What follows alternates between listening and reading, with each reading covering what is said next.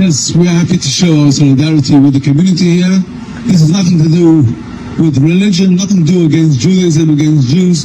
It's a safety concern, a genuine safety concern against hooliganism, against the Maccabi hooligans who have a history of hooliganism. And we are just a multi-faith, multicultural community, very safe. We feel safe in being here, and we really like that we feel the decisions. In the heart of Birmingham, outside Villa Park, a rare moment of unity emerged, and it wasn't the kind Labour had hoped for. Leaders from both the Jewish and Muslim communities stood shoulder to shoulder declaring support for the police's decision to ban Maccabi Tel Aviv fans from attending the upcoming match. Their message was clear. This is not about religion, and it's not about discrimination. Following the shocking scenes of football violence in Tel Aviv the night before, local leaders said the risk of hooliganism was simply too high. This is a genuine safety concern, one spokesperson said. We cannot allow Birmingham to become the next flashpoint. But rather than heed the warnings of police and local communities, Labour doubled down, refusing to defer or reconsider last week's statement. What could have been a moment for caution and restraint has instead become a symbol of government overreach. Critics argue the party's insistence on pressing ahead, despite clear security advice, crosses into dangerous territory. The irony is striking. While Jewish and Muslim residents are standing together in solidarity for calm, it's the Labour government, not extremists or agitators, that's being accused of stoking tension. They're putting our police and our community at risk, one Birmingham councillor warned. This is authoritarianism, plain and simple. The situation has become a political tinderbox. Labour's refusal to acknowledge the police's safety assessment has raised questions about its judgment and its relationship with Britain's faith communities. For many, it's a test of whether this government still listens to the people it claims to represent. As one community leader put it, this isn't about religion. It's about common sense. But for Labour, common sense may be the one thing slipping further out of reach.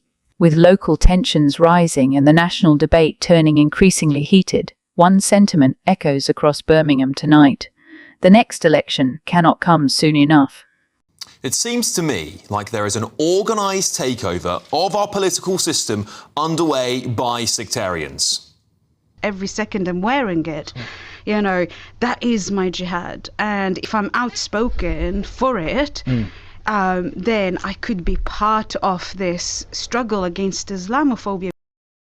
This isn't just about sectarians living and residing, mostly unassimilated, by the way, in our country, but it's about their seemingly ever-emboldened and unabashed takeover of our political system.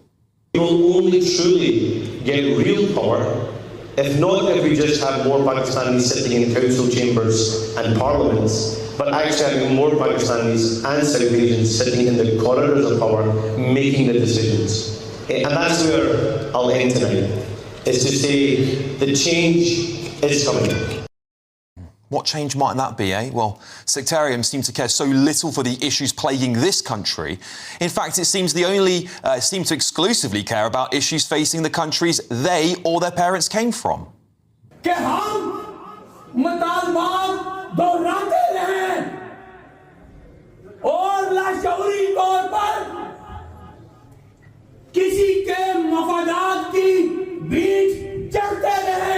I shared on social media the work I and colleagues across the two houses have been doing to urge the government of Pakistan to build an international airport at Mirpur. If that wasn't enough, of course, it was deemed perfectly acceptable by them to raise foreign flags over buildings owned by and paid for by British taxpayers.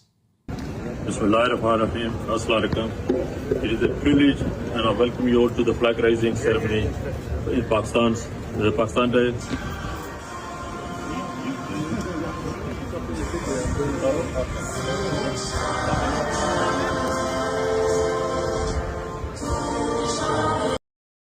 Of course, that's Birmingham City Council there, who we know hate seeing the Union Jack and St George's Cross being flown across their city. But when it comes to the foreign flags used to, I think, stoke division and, in many cases, anti-Semitism being taken down, they are furious about it. Labour want to remove Palestine flags from Birmingham City. Tomorrow, I want you to come out in numbers on election day and show these leaders and the establishment that Birmingham will always stand with Palestine. As British people who have English as their first language have left these areas due to mass immigration, what's the point of the Lord Mayor of Rotherham addressing the room in English, eh? Bismillahirrahmanirrahim. Bismillahirrahmanirrahim. Mere bhai, assalamu alaikum wa rahmatullahi wa barakatuh. Can you all hear me in the back? And despite being in a majority white British country, some seem to have a severe problem with too many white people being in positions of power. The Lord President, white. The Lord Justice Clerk, white. Every High Court judge, white. The Lord Advocate, white. In some areas, entire towns are not even recognisably English anymore. Not tell me Ilford is basically Lahore, bro. I lied, this looks like Lahore. I'm not even joking. Like, the only thing that's London about this is Dixie, bro. Yeah, I'll keep it real, Dixie. Not even that, though. Yeah, everyone can see it, can't they? Robert generally gets in trouble for saying things like that, but everyone can see it with their own two eyes. And celebrations of Pakistani independence from Britain, of course, the country many of these people now choose to call home, dominate the streets every year. Even Pakistani people are embarrassed by the state of it after the celebrations have taken place.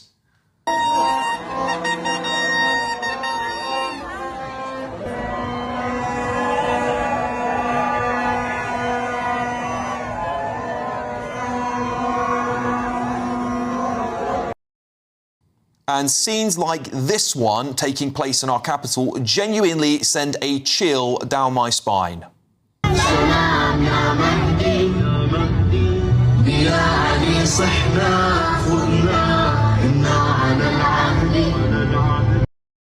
You'd be forgiven thinking that was London, wouldn't you? This is not integration. This is not assimilation. This isn't even diversity. It is a new monoculture being imported into Britain en masse, isn't it? Let's get real. It's now becoming exceptionally clear that there is, in my strong opinion, a takeover of our political system, year by year, with more sectarians seizing control of elected positions up and down the country than at any point in our history. We have got to have a serious, and I mean serious, national discussion, no matter how politically offensive it may be, about mass deportations and ending mass immigration to Britain from countries that have no cultural ties to our way of life. It is not racist to say that scenes I've just shown you do not look or sound like places in Britain or have a place in our country. It is simply a true observation of the facts that many British people from all backgrounds will share. If we do not stop this experiment and reverse it, I believe Britain, as we know, will cease to exist.